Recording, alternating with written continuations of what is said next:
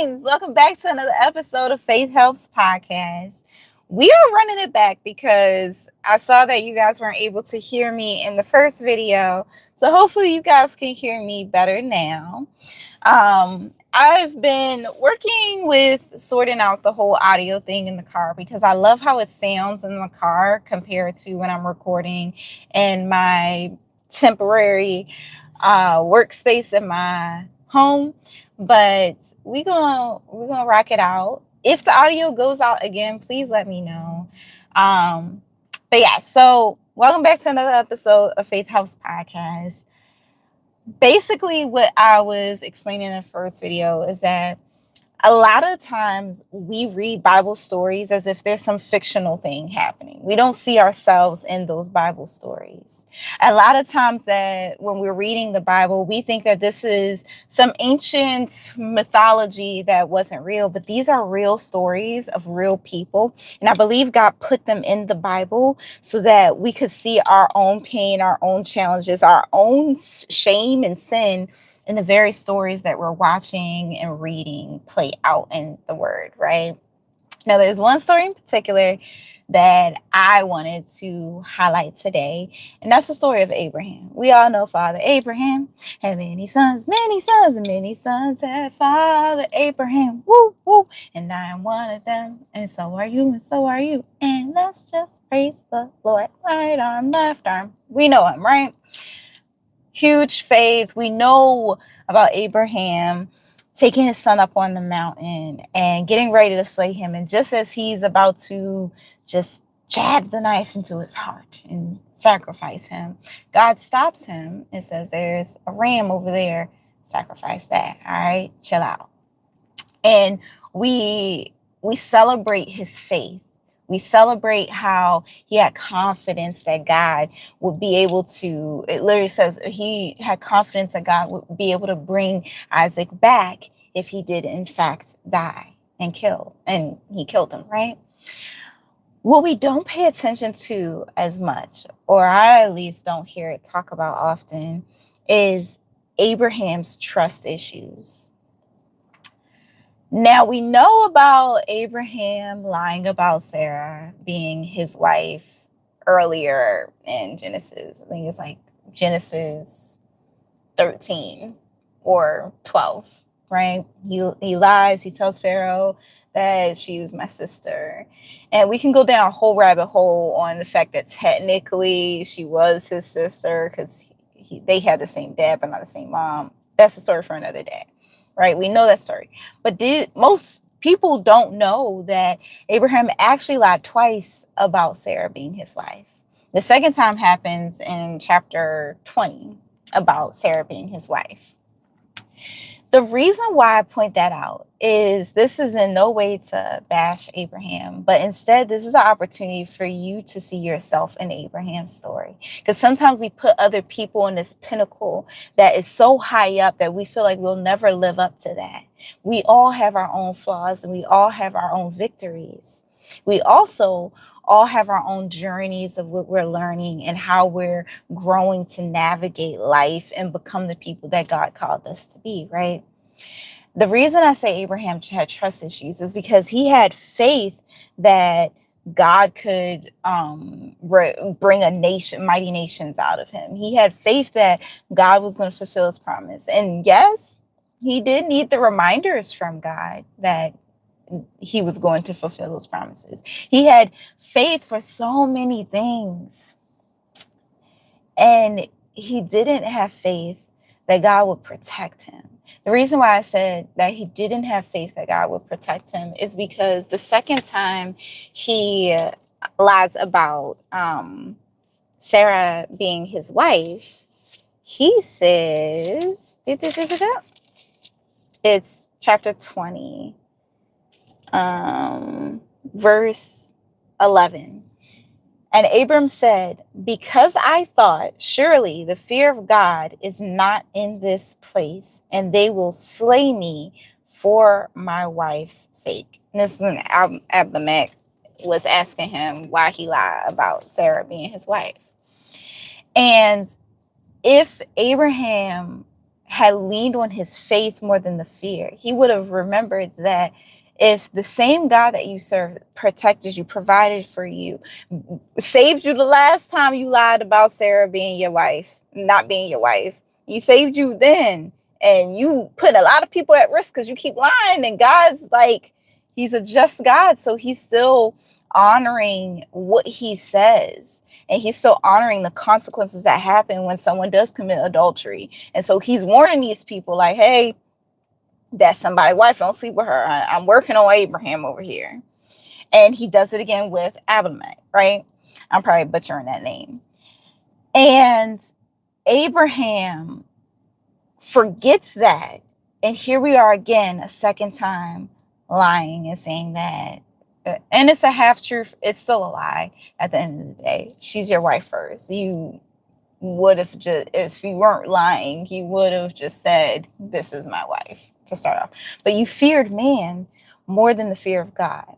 And you said that, he says that because surely the fear of God is not in this place.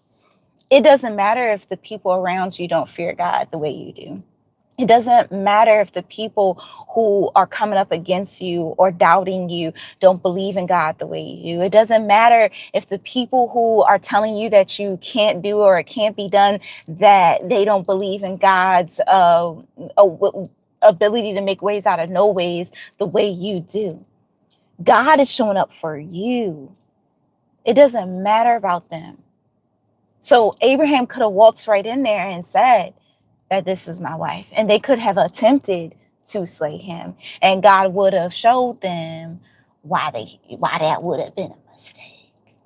Because God was not going to go back on his promise. God told him chapters ago, I'm bringing nations out of you. You will be a father of many nations. You will bring forth children. That promise hadn't come into fruition yet. And Abraham needs to be alive for that promise to come into fruition, and Sarah, because the angels also spoke to Sarah and said that she would be a mother, right? Neither of those things had happened yet. So why would God allow anyone to stop what he promised you so that, because of his lack of power or anything like that? Does that sound right? That doesn't sound right, right? Now, my question to you is, what situation in your life are you not trusting God for? You have faith for God to pay your bills, but you don't trust that God is going to heal that illness.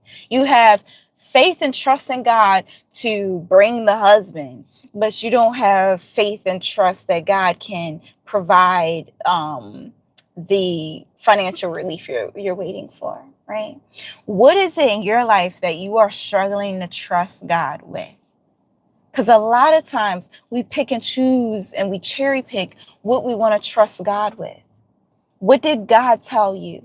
What did God instruct you to do? What is God waiting for you to stand behind 10 toes down, even if there is risk all around you, and you just say, yet will I trust him? What is going to be your yet will I trust him? I am a whole doctor, and my income right now is door dashing. I'm the door dashing doctor. I need to make that a thing. Shout out to Zuri for giving me that idea. But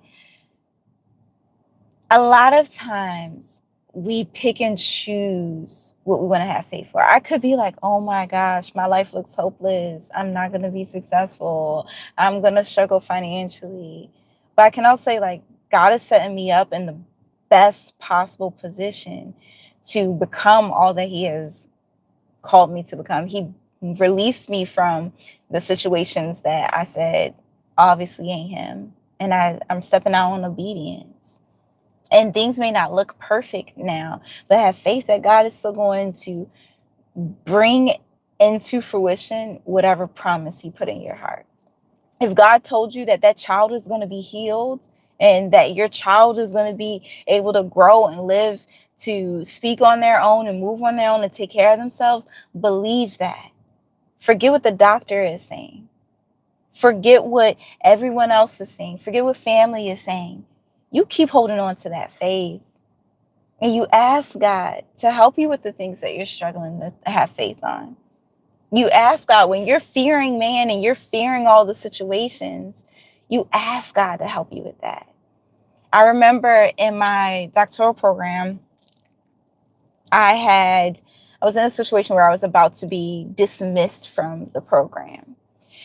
And God was telling me to, long story short, I lied about my vaccination status. I wasn't getting a vaccination, and look at now. Didn't matter, right? But I had lied about my vaccination status, and I felt God beckoning me, to be honest, and to come forth. I could have got away with it scot-free, but God was like, that's not how we doing things. And if you're not honest here, you can't move forward with me and all the other things that I'm bringing you towards. So I tell the truth, and I'm just thinking, surely, I am going to be kicked out. My whole career is going to be washed down drain. I lost the degree before I got it. And instead, God showed me that I will give you grace and mercy and show you favor even in a hopeless seeming situation. In a situation where other people probably would have gotten put out. Other people probably would have lost their job or lost their status in the program. And God was like, no, but my favor is on you. And if I told you to do it, I'm going to back it up and make sure you're still provided for. I'm going to make sure you still get the internship you need. I'm going to make sure you're still protected. I'm going to make sure that I take care of XYZ, that your grades didn't get impacted by that. I'm going to make sure that you still kept me in the right state of mind to be able to be the clinician that I was for my clients who still wanted to work with me regardless of my vaccination status. And he made ways for me to also be elevated and to get even more than I ever thought and imagined I would get out of just simply being honest, but also not backing down from what my beliefs were. And at that time, I wasn't feeling a conviction to get vaccinated. I wasn't in a situation work-wise that would require me to do it. And so I had to be grateful that God was able to show up in such a way that I never would have imagined. My question to you, again, is what is it that you're not trusting God with? There are things that we can all go in circles about that we struggle with, and we have faith with for other things. But what is the thing this week that you are struggling to trust God with?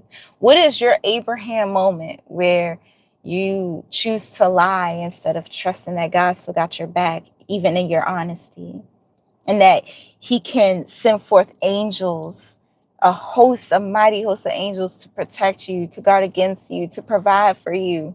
If he can send a raven to provide for his prophets and bring food to them, surely he can protect you and provide for you.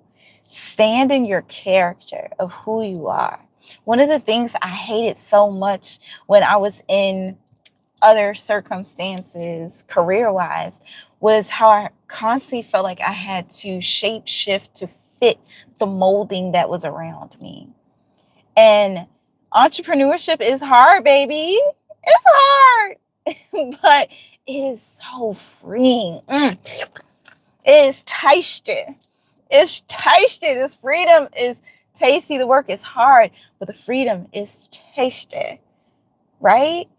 And I'm so grateful that God is showing me, like, I'm still going to provide for you. You're going to have to grind. And I still want you to honor your rest.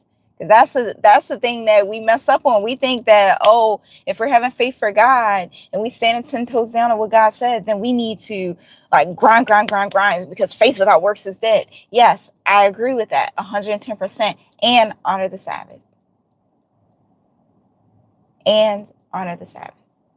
Whatever day your Sabbath is, your Sabbath doesn't have to be necessarily a Sunday. It could be a Saturday, Monday, Tuesday. But having a day that you set aside and you one, honor God and take time to reconnect with him in whatever ways make sense to you. But two, that you actually rest, because you're not going to be efficient in anything that you're pursuing if you're not taking time to rest. Breathe, sit your behind down, go put your feet up. You don't have to like just be a couch potato, but like just do things to have fun. Do things to give you freedom. I'm working on a workbook right now for suicide prevention. And one of the chapters that I added to it is about fun and freedom. Because a lot of times they're not talking to you about fun and freedom. And that is an essential ingredient to your mental health, is being able to rest, have fun, have some space and time to unplug from the phone, to unplug from the work, and just be, to spend time with God, to hear what God's trying to, he be trying to salt base some blessings and salt base some ideas, but you won't go, go, go, go, go. You can't even hear God trying to tell you, like, no, don't do that. That's actually going to make this plan completely fail. So take time to be like, all right, take my hands off it, and I'm going to put my hands together and listen for what you're trying to tell me in this moment, in this season, God. As I go into this next week, as I go into the next day, and I get back to the grind, God, what are you telling me? Where are you directing me? Give me the strategy. He will download some strategies, baby. He will download some strategies to you. But are you being still enough to hear him? He will make provisions for you. But are you having faith enough to stand on what he has said and who you know him to be? He's not going to leave you hanging. It may feel like it. Trust me, Sade. I'll be like, ooh, Lord. You gonna show up today or like after the bill? Because sometimes he'll do that. He'll show up after the bill is due. I'm like, Jesus, they by attach the check.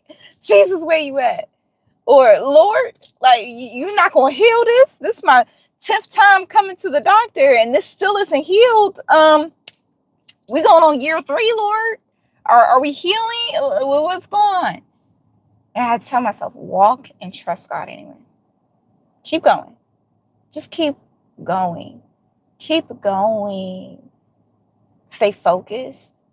Do not fall into the distractions. Do not fall into the fear of men. Have a different story for yourself from Abraham. Be the one who has faith enough to be like, yeah, God said this and I said it, and what you gotta do about it. Now, have wisdom. Don't be out here acting reckless, getting in people's face for no reason. Lord ain't tell you to do that, baby. Don't do that. But have faith enough to know that God is going to show up for you. That's all I got for y'all. All right. Peace out. And remember, faith helps. Bye.